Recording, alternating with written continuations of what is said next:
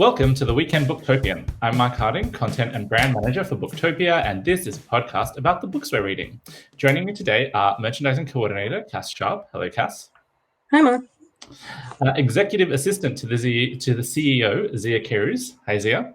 Hello. And Social Media Specialist, Nick Wasiliev. Hi, Nick.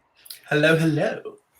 First, we'll discuss a little bit of book news, then we'll delve into the books that everybody is reading, and be sure to stick around until the end of the show when my guests will go head-to-head in a battle for book quiz supremacy that we like to call Book Fight, and that I just want to point out again, I wasn't hosting last week, I was a participant, and I won.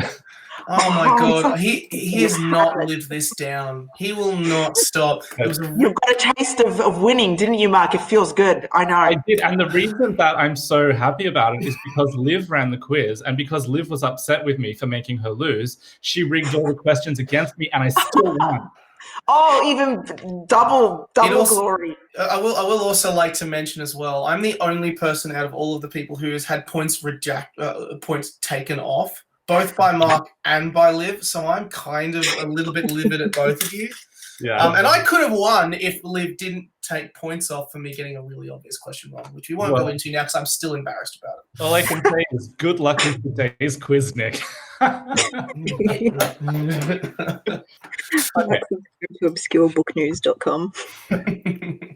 All right, book news. The first piece of book news that I thought we could discuss is that the Game of Thrones showrunners have officially announced their next project, and it is an adaptation for Netflix of The Three-Body Problem by Liu Cixin, which is a Chinese science fiction novel, which I'm holding up right now, about humanity's first contact with an alien race. And it goes from the 1960s right through into the future, and is this big, sprawling epic that Barack Obama called very interesting. So has anybody read The Three-Body Problem? And is anybody excited about a new project from the Game of Thrones guys? Haven't read it. I am into these kind of sci-fi, alien zombies kind of stories, but I wasn't really, I don't know about it, but when I hear, I just find, I'm interested to know if the translation from Chinese to English actually, if it's such an epic in Chinese, if that's actually translated through in English, I don't know. But if it's, are the books finished? So they're not given the option of finishing the story? No, it's a trilogy of books. They're adapting all three, but the series is done. Well, then, look, they did a good job when the story was already told. They just stuffed up season 8, and I still won't get over it. So, sure, a little bit interested. Okay, good. I'm really interested. I mean, I haven't read I really like, there have been some I kind of like the idea of us starting to adapt books from a non-Western setting. And this, because frankly, the storytelling in a lot of Japanese stories and other country stories are actually really creative and really fun. And as long as they do it justice in terms of actually being faithful to the story. And by the looks of things, they've also got a really great creative team as well. I think Ryan Johnson's involved in this as well. And I think his producing partner is Ram Bergman's in there as well. And then also a bloke called Alexander Wu, who many fans of True Blood would know, is a writer, joining as a writer and an executive producer. And of course, the actual author himself. Which is what I would like. Yes, if the authors, that they would have an influence on staying true to the story, especially the original story. Yes. And not Americanize it, if that makes sense, because you do have the original setting, like you said. I think that'd be really cool. Exactly. And of course, obviously we are basing this a lot off, the Game of Thrones experience of the past. And you could tell that when George R.R. Martin was involved and even contributing as part of the writing process, that was when the series was at its best. So I'm quietly optimistic that it'll be just as good. And it also will give me a poke to check out the books as well, because it seems like such a fun, awesome concept. Have you guys read it? Has anyone read the trilogy? So it's one of those books that has been on my shelf for a very long time that I've never actually picked up. But I'm excited. I'm gonna prioritize it now and give it a go. And I know you mentioned that question before, Zia, on the translation and how it kind of is translated into English. And the translated edition did win the 2015 Hugo Award for Best Novel. So it's been received quite well. And I think it sold something like 8 million copies worldwide. So it's been A few people have bought it. Yeah. Yeah, All right, maybe that's one we all read together or something and do a podcast about. That's a Because good it sounds idea. really cool. Yeah, we should do that when the show comes out. We should all do a book club podcast on it. Yeah, totally. Count me in. I'm interested.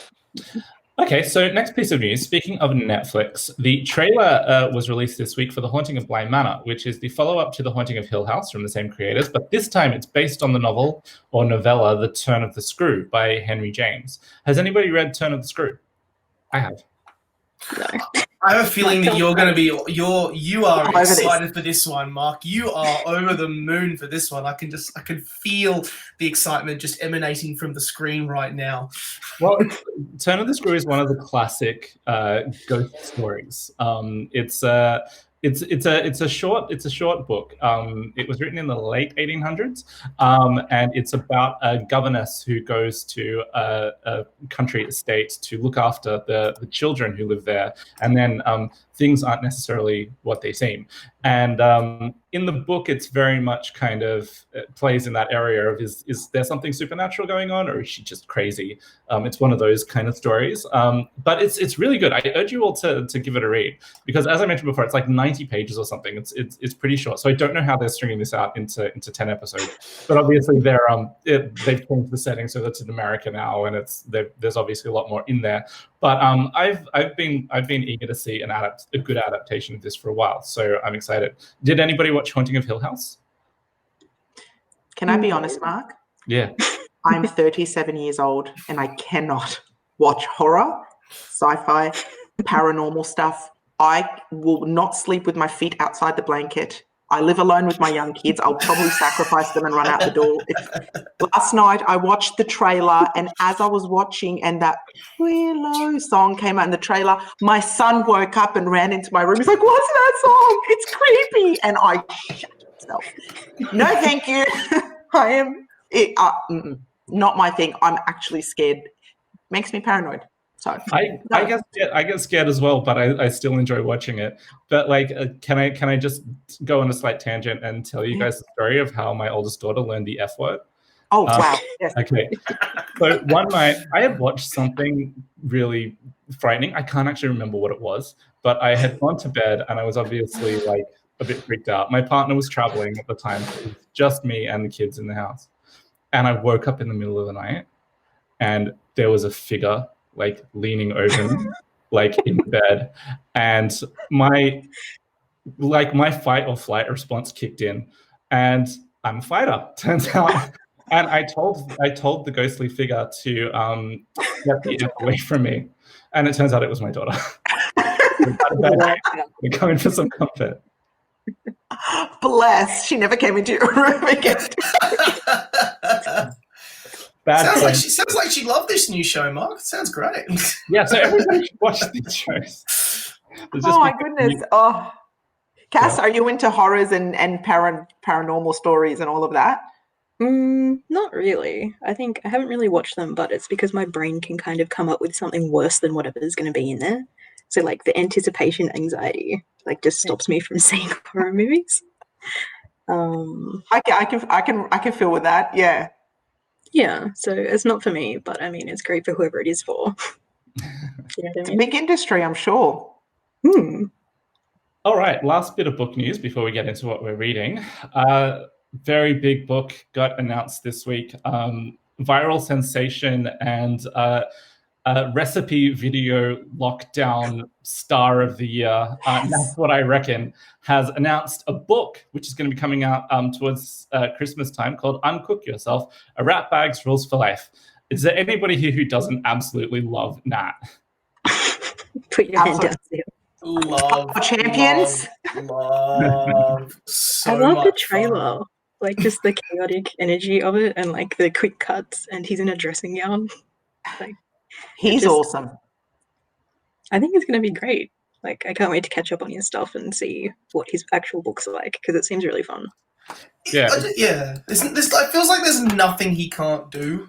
Oh, he's Like, a comedian, though, isn't he? he's a comedian, originally he's a comedian. musician, he's cooking Yeah. like crazy, and now, he's done mental health, he's a mental health ambassador too, and now just like out of nowhere, hey, I'm just going to drop a book like this. How fun. I love it. I love that he's so left field and honest. And I think, being a North American, like, look, I was born in Australia, grew up in North America, Canada, the better part of it, and came back to Australia. I always find that, Americanism and the American culture is always it's so prevalent in everything we see and we do in pop culture and all of that. So when you see like a true blue Aussie bogan, just, with our sense of humor and something that resonates with us, it gives me a bit of heart feels, and I love it. And, you have a bit of a giggle knowing that no one else in the world is probably going to get this humor. And we're looking at this guy's a champion, I don't know. I find him quite funny, although he is very crass and, probably un-PC. He's very un-PC, but PC at the same time. He does it really well. Like I'm not offended with how he comes across, but he's quite offensive, if that makes sense. He embraces the kind of the mirth of just the fact that we're all different, and uses that as a sense of humor, like as a style of humor. It's kind of like a mentality of I'm shit, you're shit, we're all shit. And let's enjoy being all shit together, which I actually think is a really positive way of looking at the world.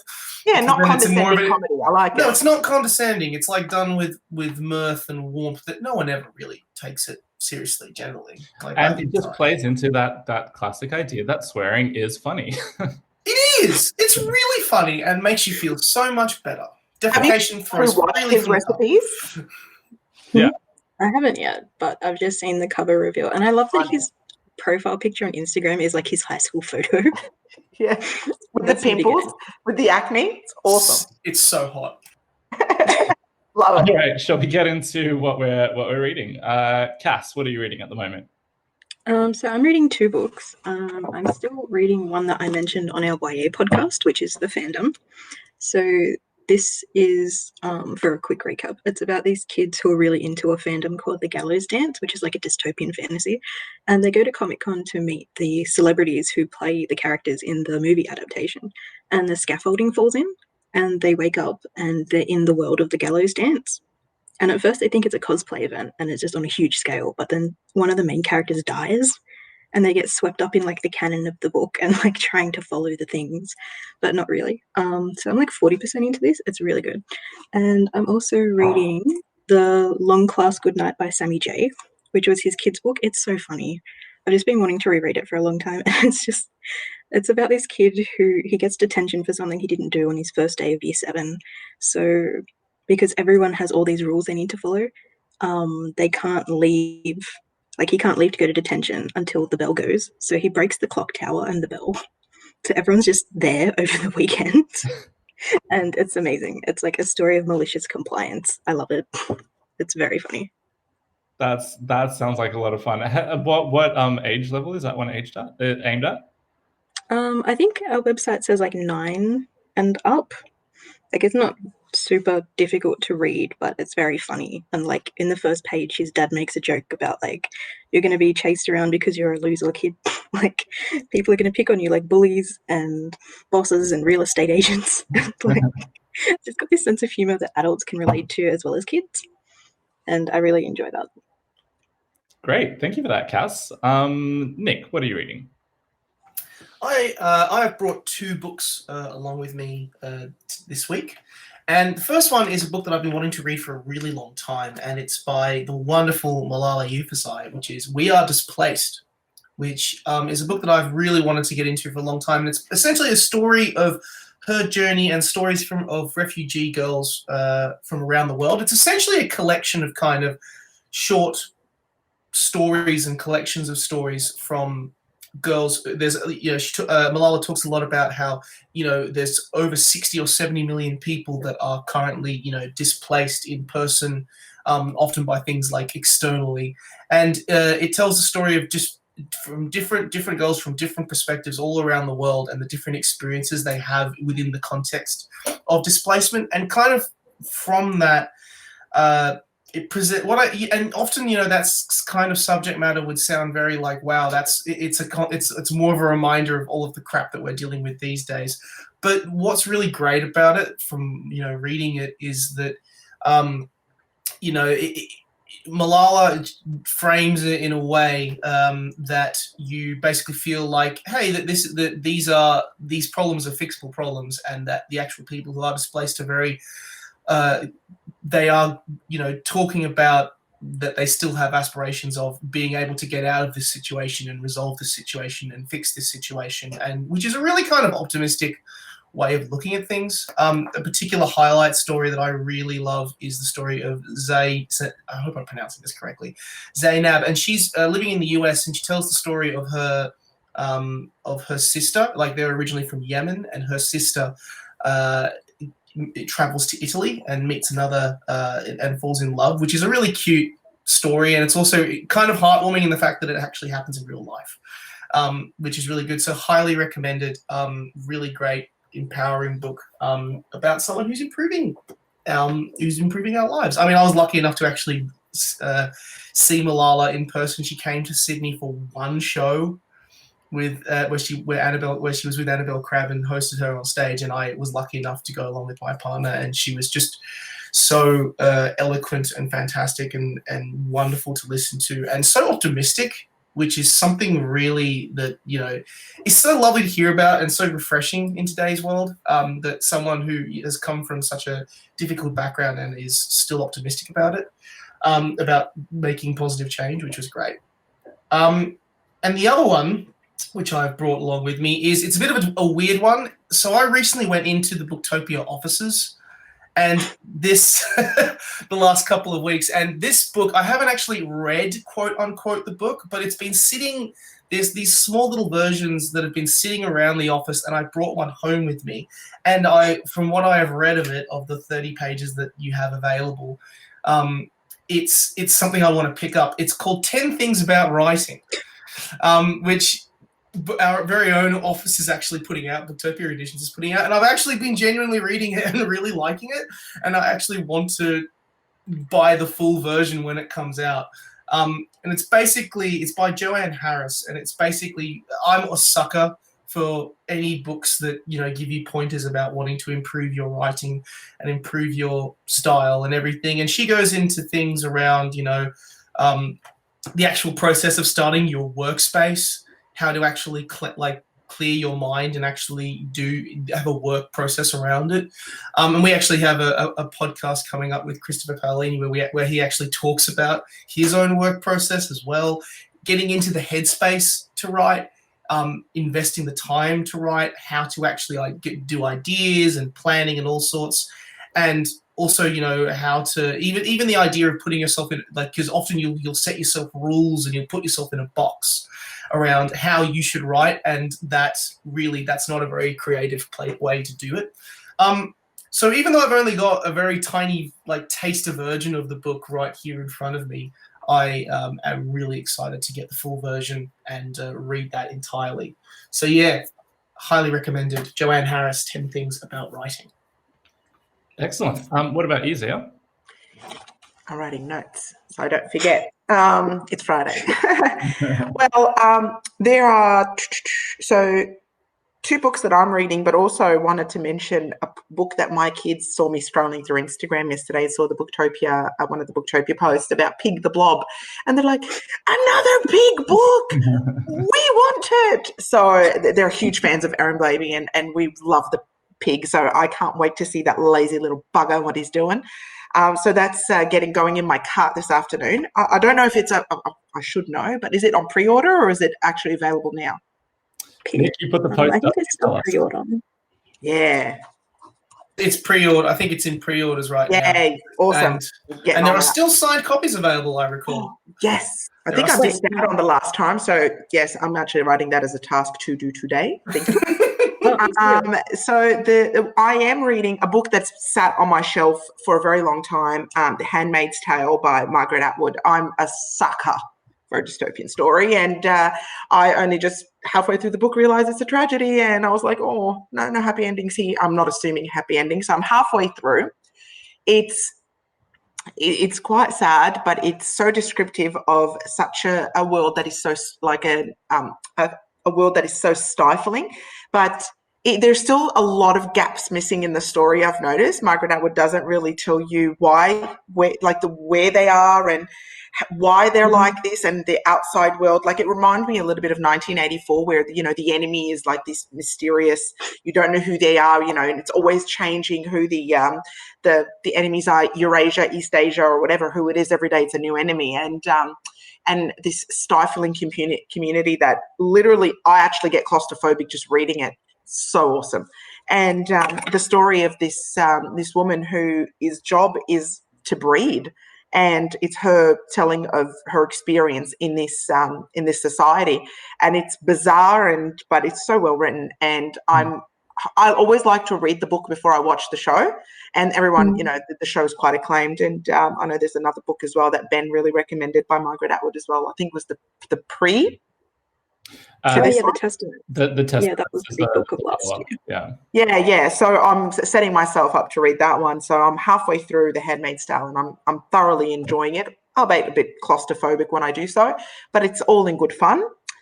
The other one is, it actually came across because Tony did a podcast with this author on his Plugged and Unplanned, and it's Shanna Kennedy, The Life Plan, which is sort of setting your life up for success, and it incorporates basically what you should do, tips, ways to strategize your life as well, really keeping in mind into your well-being and making sure that you look after yourself and your health and all that kind of stuff, which is so relevant today, especially right now. She's a life coach based in Melbourne, and she was one of the first.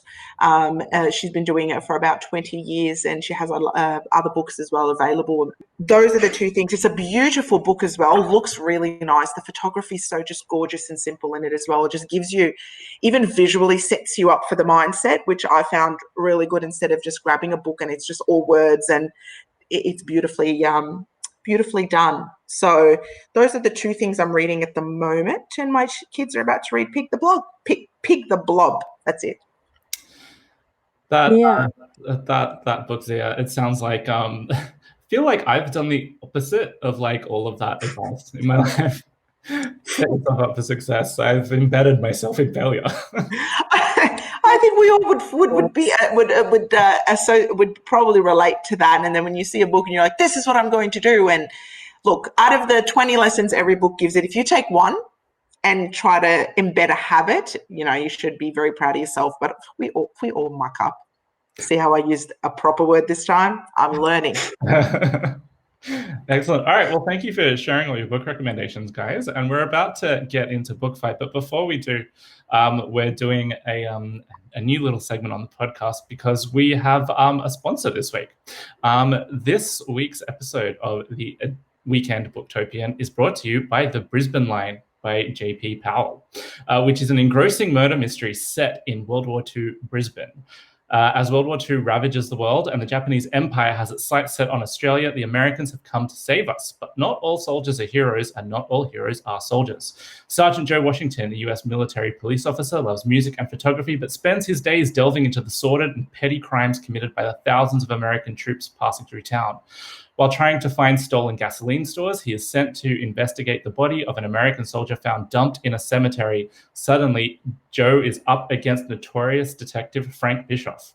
Although ordered to leave the investigation alone, Joe fears that Bischoff is protecting the most likely suspect while trying to pin the crime on an innocent and intriguing young woman. A woman who seems to walk between the parallel worlds of black market deals and Brisbane's high society. So the exciting thing about the Brisbane Line is that it is actually a Booktopia book club book, which means... It is, and I got my copy yesterday. Excellent. And so if you're a member of Booktopia Book Club, that means that you can get it for the members-only price of $14.95 right now at booktopia.com.au. So that is the Brisbane Line by J.P. Powell through Booktopia Book Club.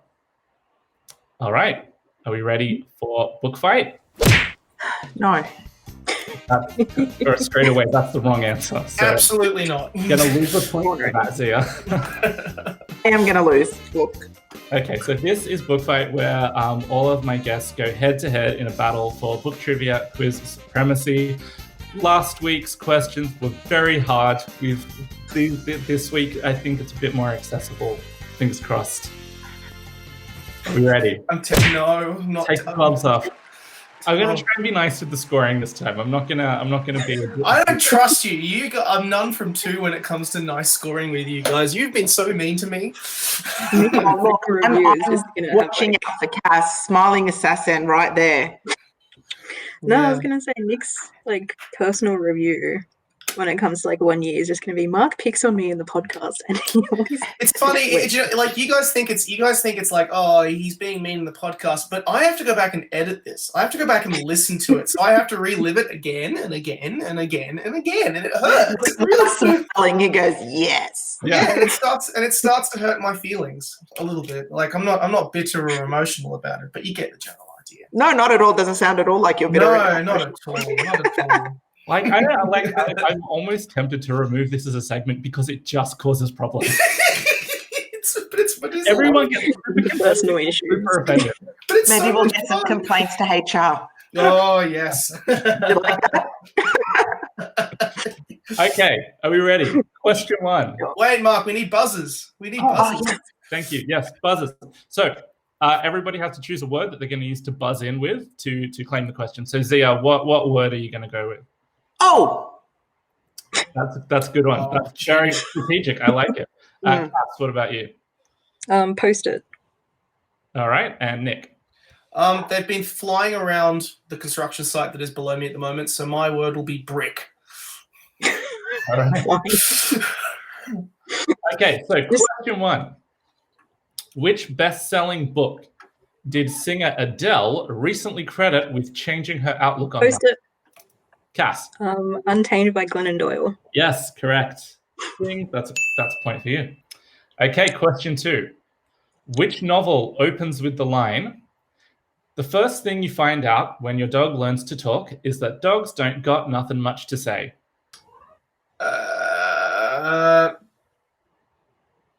Brick? Okay, Nick.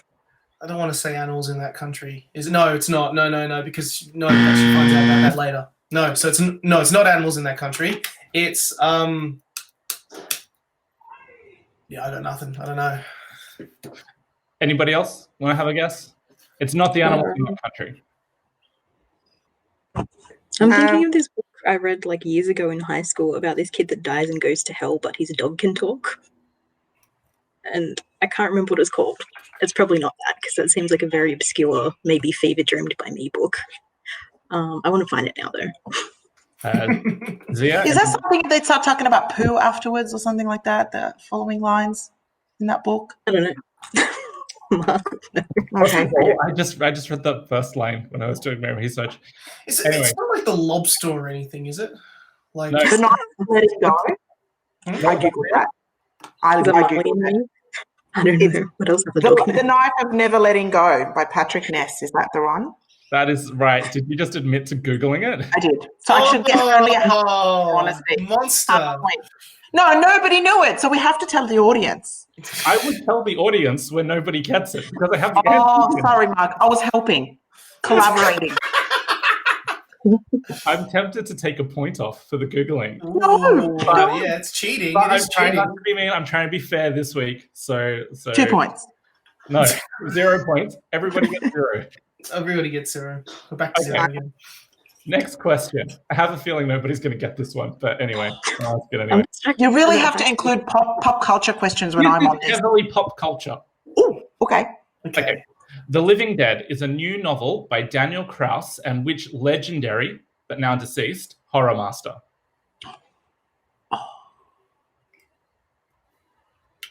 Nope, I was thinking The Walking Dead. Sorry.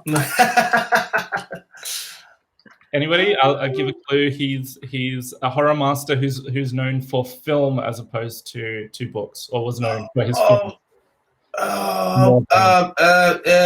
It's based on like Night of the Living Dead, isn't it? No, it's not. It's Post-it like note. Was it Hitchcock? No, it's not Hitchcock. Oh, that's what I was thinking. I was thinking Alfred Hitchcock. I'm thinking Not like Tchaikovsky. No. I don't want to say. Is it okay? Is it the director of Night of the Living Dead? Brick, which is Yes. George A. Romero. Nick, you got it right. What? Yes. Actually, Look at that smile on his face. I just want to lose to get that smile on his face. Look at that. I'm just Really, my instinct when I think the smile is to wipe it off. Like, You are evil. That's why you like yeah. you evil people. I was Okay. yeah. okay, next question. Sweet. Which book series am I? I am a 4-book young adult series published between 2001 and 2006. I am speculative fiction set thousands of years in the future on a post-apocalyptic Earth. My protagonist is a redhead teenage girl. My characters get around on airships and travel between independent city-states that are in motion. And in 2018, a Post-it note, Cat, the Mortal Engines. Mortal Engines, yeah, very good. It was that bit about the cities moving. Yeah, at the moment, I was that trying was to me as remember well. because I've seen the trailer. I was about to say, I forgot what my word was. Yeah. The last clue was the 2018 big budget adaptation of my first book was a critical and commercial failure. Oh, that's nice. Yeah, was it really? Yes, Yeah. was. It tanked, did it? It tanked, and I think it actually posted some kind of it set a record for the amount of money lost because it had such a big budget, and then nobody went to see it. With the wheels and the earth things. Yeah. Yeah. Has anyone watched it? No. That was the problem with the movie. Nobody watched it. There we go. Okay. Which of the following book titles is not a book about Donald Trump? Okay, so which of the following is not about Donald Trump?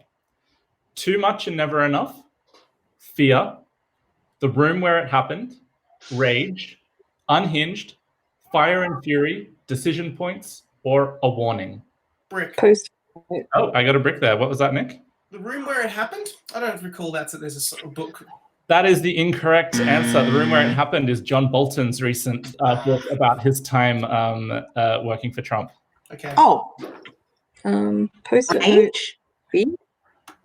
Rage is a book, an upcoming book by Bob Woodward about the second half of Trump's first term. Sorry, Cass, did you have a guess there as well? I said Fear. That's Fear also was Bob Woodward's book about the first half of Trump's term. There's so many. Yeah, So there are a lot of Trump books, and the correct answer is Decision Points. Decision Points is the name of George W. Bush's memoir. Who? George who? George W. Bush, his memoir, Decision Points. Really? That's what he named it? Oh. Yeah, it was like 200 pages and wasn't very good. But I'll be says a lot to surprised. say right there, doesn't it? No surprises there. Absolutely not. Okay, cool. I was quite proud of that question. That's a good one. I like that. It is a good one. I'm going to use that in the future. Okay, we're getting towards the end. We've got 2 more questions to go. Little check-in on the points. Cass is in the lead on 2. Zia is not, because she is on 0, and Nick is on 1. So could be anybody's game. Next question. The International Booker Prize was awarded recently to a novel called The Discomfort of What? Brick. Evening. Yeah, Evening. very good, Nick. The Discomfort of Evening. Brink. By Lucas Reinebold, translated into English by Michelle Hutchinson. Nick, you look like you're sweating over there. You're I getting am. excited. I am, because I could actually win this time. How exciting. All right, last question. Aaron Blaby's The Bad Guys has a new installment out on October 1. What episode is it? Post-it. Yeah. That's episode 12. Episode 12 from Cash, correct? Which means that on 3 points, Cash is the winner. Yay. I told you guys, Silent Assassin. I knew that would be the case. She won last time as well, didn't she? Also, I do work with a lot of these books. Yeah, I know. The moment that Aaron Blabey came out, I was like, I'm buggered. She's got this. So I'm always at a disadvantage because, look, you guys all actually work really closely with the books.